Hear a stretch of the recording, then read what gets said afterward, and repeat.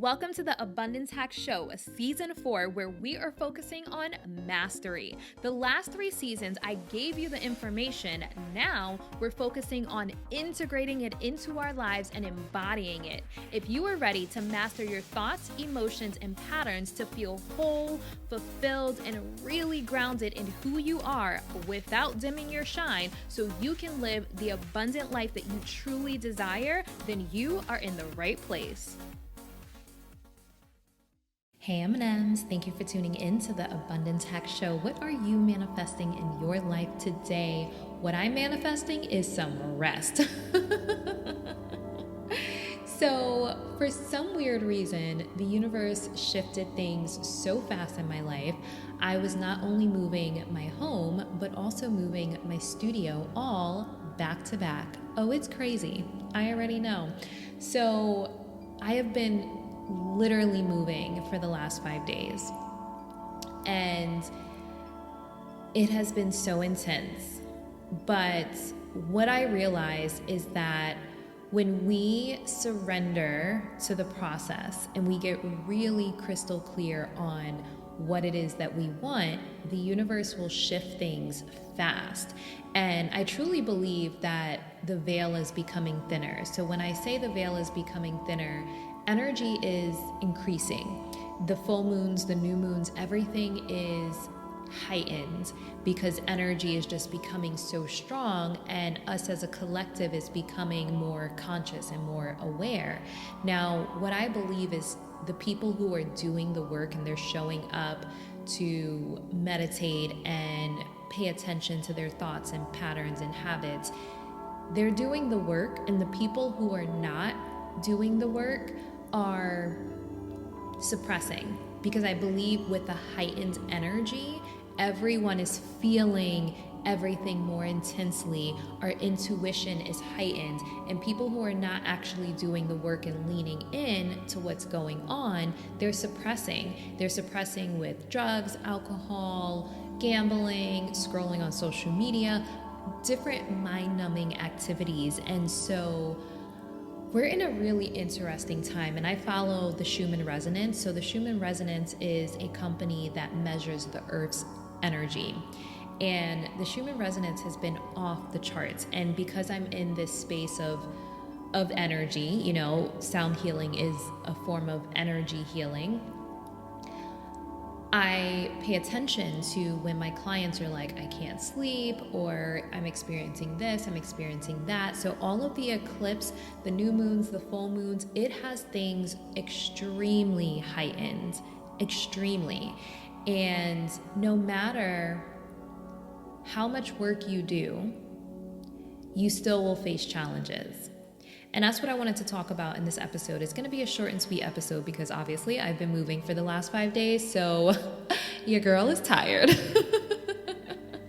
But I'm definitely not going to leave you hanging. So I wanted to come on and just share with you a couple of thoughts that I had today through this challenging move. And don't get me wrong, my new place is gorgeous and my new studio is gorgeous.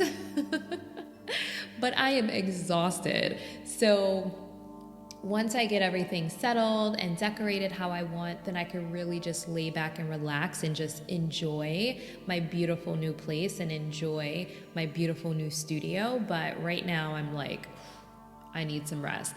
But in the midst of the challenges, because I mean, all different types of things happen, I had these 3 thoughts. So I'm going to share the 3 thoughts with you. So the first one is, our challenges actually just a call to greatness.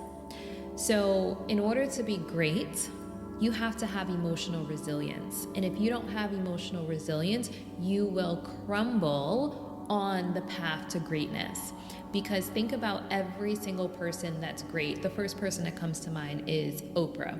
Oprah is one of the biggest names of this generation.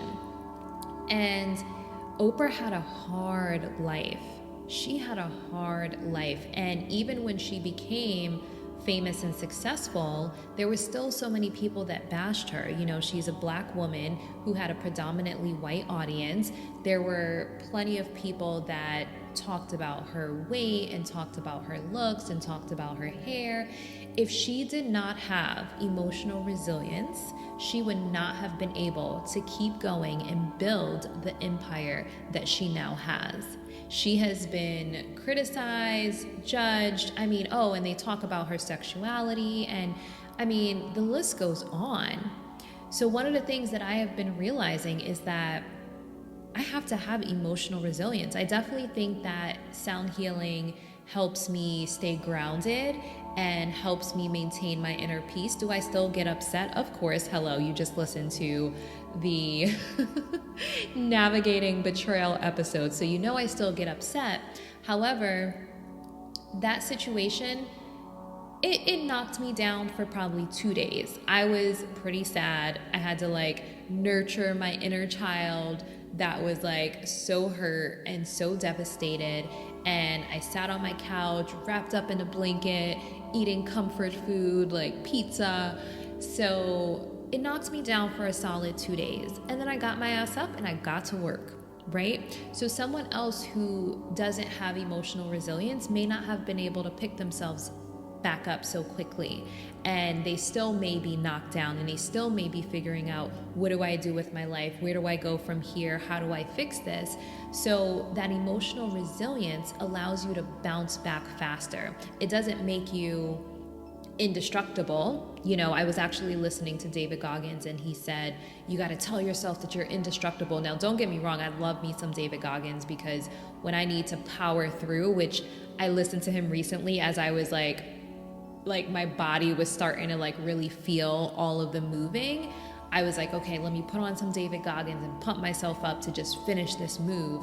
And it was exactly what I needed. However, no one is indestructible. We can tell ourselves that to push ourselves past our limit that we think we have. And one of the things that I love that he talks about is we're only operating at 40%, and we can actually push ourselves another 10%, and then another 10%, and then another 10% to actually be operating at 80% or 100%. So we are capable of way more than what we believe. And when we really own that, we can accomplish even more.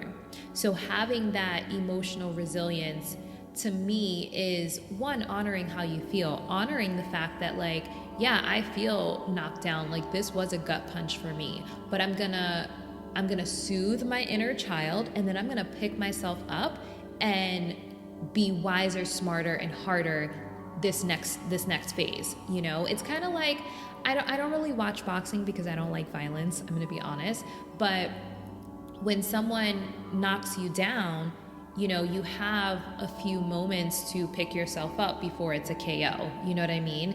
And so sometimes you get knocked down and you bounce right back up super fast. And then sometimes you gotta catch your breath because they literally took the wind out of you. And I think that with training, and I'm referring to, boxing, and I don't watch this sport, so if I'm not saying the right terms, please forgive me. I am such a girly girl. So the more you train, the faster you're able to get back up when someone has knocked you down.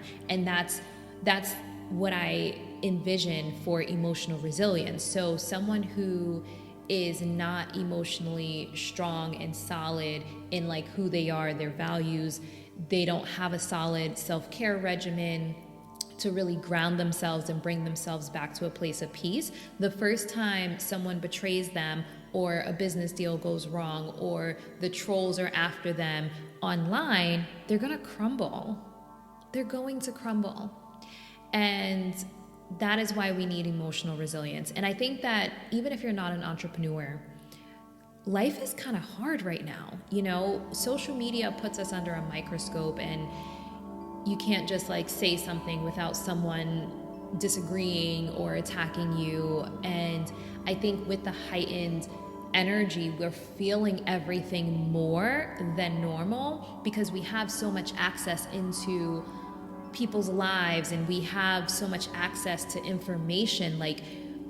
our brains are processing at a rapid pace beyond what they were used to processing, a couple of decades ago. And so we're navigating so much.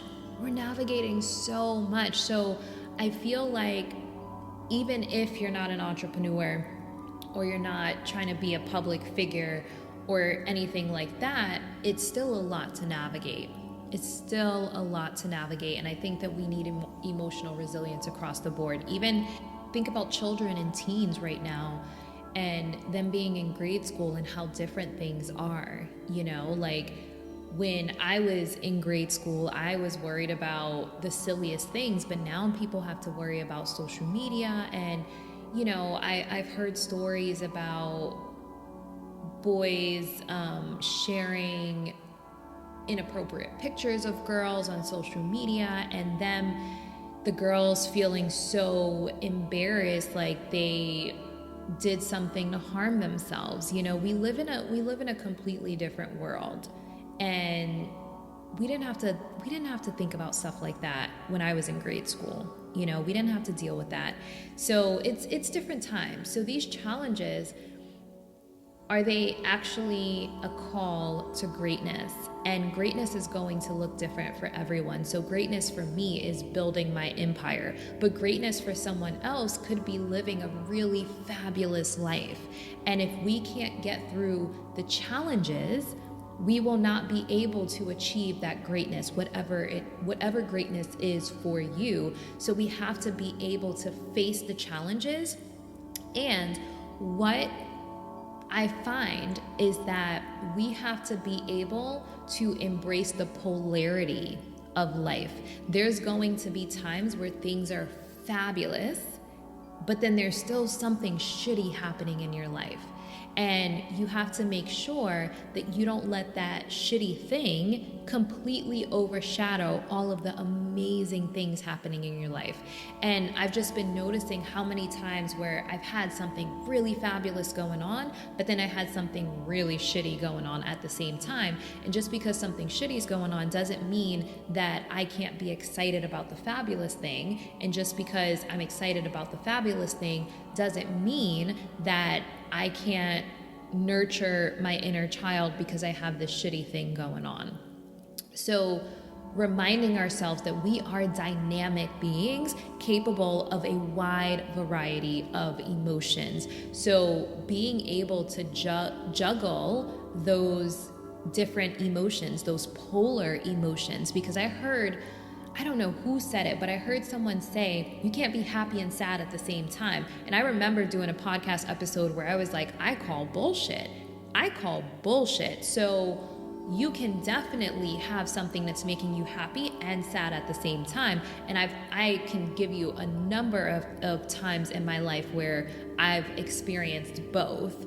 And it's like the sadness doesn't take away from me being happy about this thing, but the happiness doesn't completely take away from the sadness of this thing. We are dynamic beings capable of a wide variety of emotions. So not allowing anyone to put you or your emotions or feelings in a box, because it will keep you playing small. You got to be able to grab joy whenever you can. Oh my God, Brene Brown.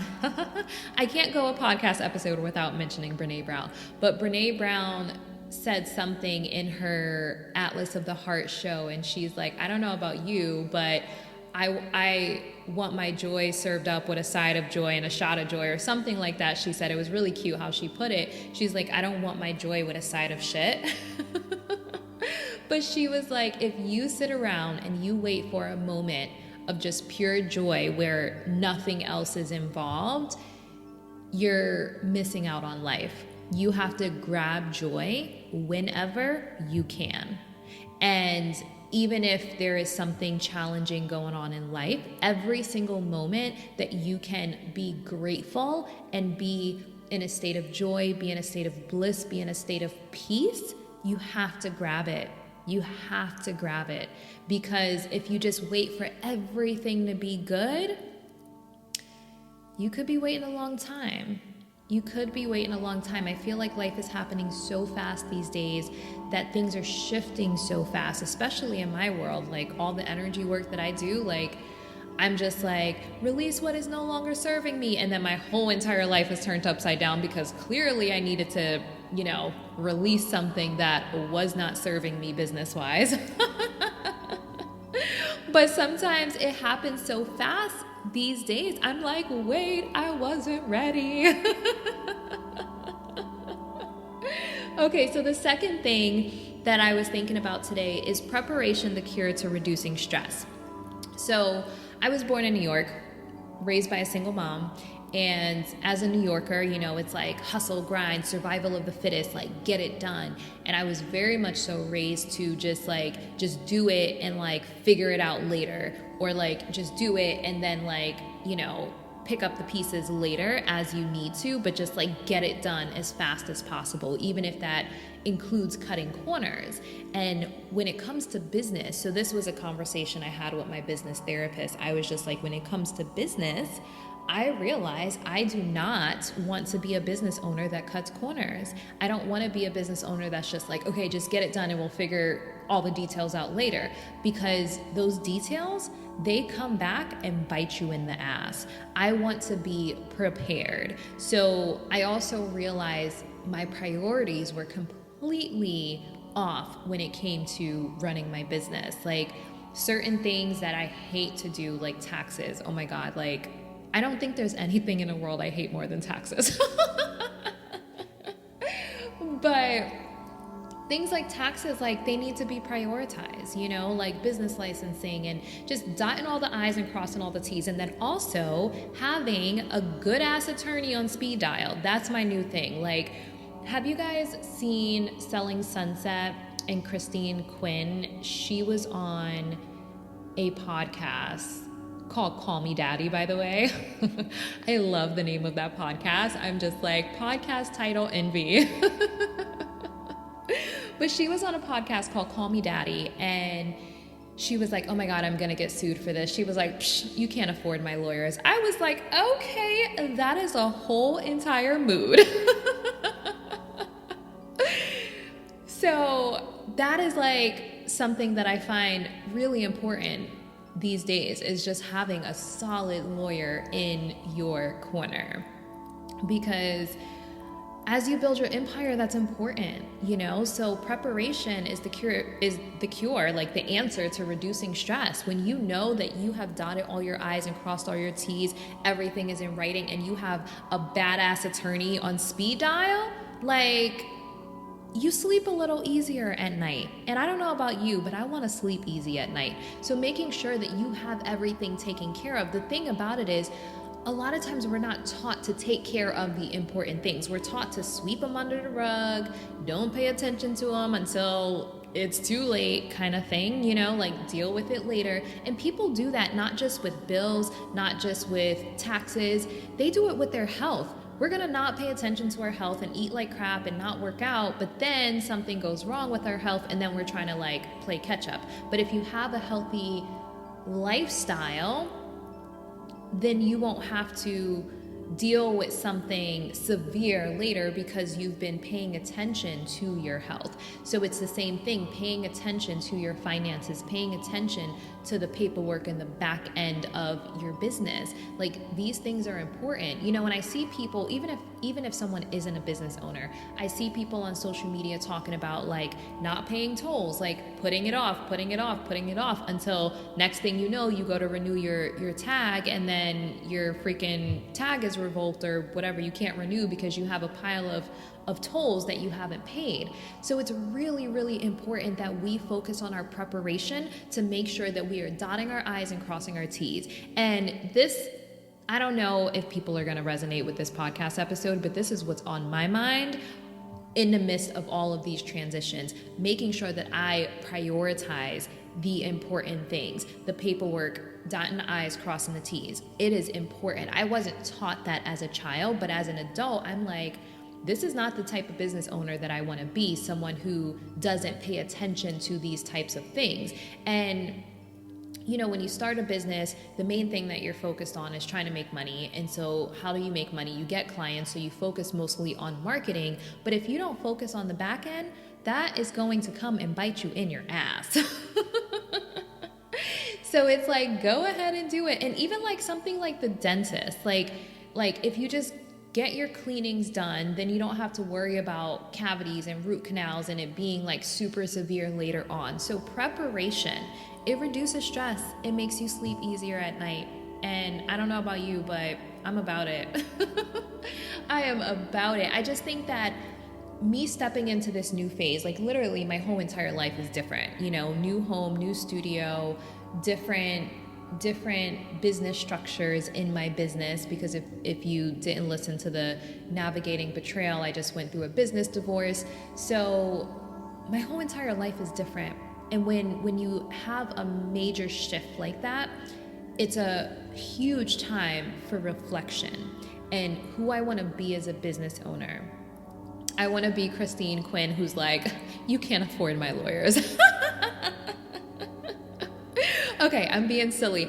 You guys, when I get tired, I get really silly. Like, I am like ridiculously silly and I am ridiculously tired. So let me just tell you this last one and then we can wrap up this episode. But I want to hear what you think, because I feel like I didn't plan anything. Like usually I plan out my concepts and, I'm basically making sure that I have like some type of step-by-step process. Like this is literally just me talking about like, this was on my mind and my heart today through these transitions. So I didn't have anything planned and I'm just like, you know what? Let me just share my reflections that I wrote down in my little journal. So the third one is, this one is powerful. I saved the best for last. The third one is the generations before us didn't just give us generational trauma, they also gave us generational strength.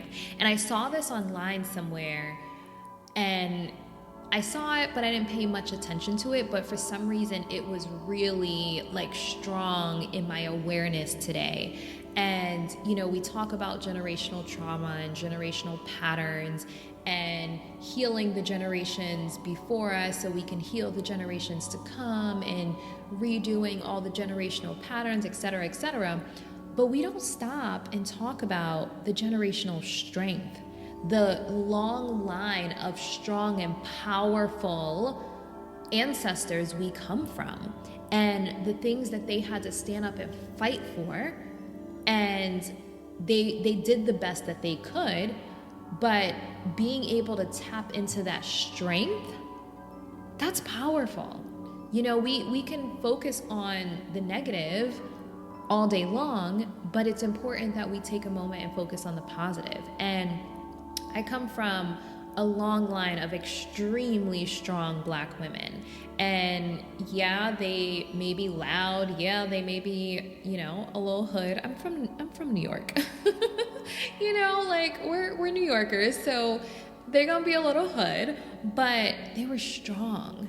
And I want to say invincible. Like, no matter what challenges were presented to them, they kept moving. And my grandmother, like my great grandmother actually, so I was fortunate enough, because my mom had me at a young age, I was fortunate enough to grow up with my grandmother and my great grandmother and my grandfather and great grandfather. So my grandmother was just the coolest person. She was literally my favorite person in the world. And my great grandmother, my great grandmother didn't take any shit. Like, she did not take any shit. And when I thought about that today, because I'm just like, man, all of this feels hard, this feels hard, like moving my home is a lot in itself, then moving my business, then going through a business divorce and trying to pick up the pieces from that.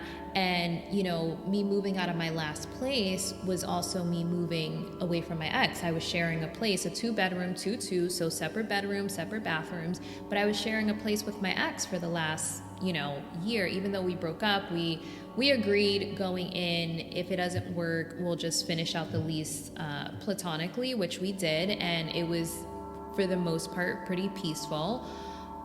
And closing that chapter, you know, when you have someone still kind of in your immediate space, I don't think that we necessarily gave ourselves time to fully grieve the relationship because we still essentially lived together. Well, I did. Maybe he didn't. You know, I'm in therapy. My therapist brings up a whole lot of stuff. But but at the end of the day, you know, it's still a closing of a chapter. And with me dealing with all of that, I had a moment where I was like, man, this is a lot. I don't know how I haven't had a nervous breakdown yet. But that's when I was really thinking about it. Like, I come from a strong line. I come from a long line of strong women. And I just want to be grateful for that and like really tap into their strength to push through what feels really hard right now. And I think it's important that we remember that, you know, we can try to heal all the generational trauma, but I think that we have to remember to call on our ancestors and tap into that generational strength. And I needed that reminder today as I was going through all of these transitions and just feeling like so exhausted. Like, I don't know that I can move another box. Like, I literally don't want to pick up anything because my back is killing me. But just really tapping into that strength, because I think that, you know, we have adrenaline. We have adrenaline that releases in our bodies to help us keep going when we feel like we can't. And we just have to choose. We have to choose to keep going even when we feel like we can't, obviously within reason. But one of the things that I realize is like, my place is magical. Like, oh my God, the sunsets, like if you follow me on social media, like I've been posting the sunsets, freaking gorgeous. And my new space, oh, so magical. So that's one of the things that I've kind of been working on, is expanding my studio so I can have a training facility and teach more sound therapy practitioner courses. And I want to teach, you know, like some self sound healing, like where if you don't want to be a practitioner, you still can understand how sound healing works and use it on yourself, use it on your partner. Oh my God, I have something in the works for couples. Oh my goodness, you guys. But I really needed space. I really needed space to be able to do it. I want to be able to start back filming video for my podcast. If you've been listening to me from the beginning days, I used to do a video every week, but it got a little much and my studio I didn't have enough space to really film because I needed, you know, to use my studio for sound healing and not for filming my podcast. So it's just been a crazy, crazy journey. It's been a crazy journey. And I actually talked to my business therapist and I'm like, man, this phase of this transition is hard. And how do I navigate like being excited, but also being real that like this shit was hard. And she's like, do a podcast episode about it. I'm like, you know what? That's a great idea. Because I never want to get on social media and just be like, oh my God, look at my fabulous new place. Life is so great. And not talk about the hard part. Because when people experience something great and then it's attached to something really hard, and if they only see the highlight reel of people's lives, it makes them feel like, fuck, why does this feel so hard for me? And it's so easy for other people. And so that's why I find it really, really important to be real about like, oh yeah, I live in this fabulous place and it is gorgeous. However, it's still hard. Moving is hard, you know, like it really is. And my business, like I'm moving into this bigger space and, you know, people see like how excited I am and all the cool pictures I'm posting, but it's still hard. it is still hard. And I was telling Kayla, who works at the studio, I'm like, this is the part of business that no one talks about, you know, like we're cleaning up, like it's a brand new space, they just painted. So usually when you paint, any bugs that were like in the walls or whatever, like they come out. We're like cleaning up bugs today before our first session. And I'm like, yeah, this is the part of business no one talks about. You know, like you only see the highlight reel and you don't see the blood, sweat, and tears that goes into building these fabulous lives. And that's why the first thing that I mentioned today is our challenge is actually just a call to greatness. If you can't deal with the challenges and you can't push past those moments where you're just like, ugh, I have no more in me, like you're not going to be able to do anything great. And that's why emotional resilience is so important. And I believe that sound healing is one of the ways that helps you build emotional resilience, because it helps you dissolve the heaviness. And if you know, like, I can take on something heavy because I have a healthy way to release it, then you can face those challenges. If you're going to crumble the second something heavy comes along, then you're not going to take any risk because you don't believe you're strong enough to handle whatever consequences or, you know, like negative outcomes comes with that risk. Am I making sense? Let me know if that makes sense. But emotional resilience is important. If you want to live a great, fabulous, amazing, yummy life, you have to have emotional resilience. I believe that. And I believe the challenges are just sharpening our swords. The challenges are making us stronger and wiser.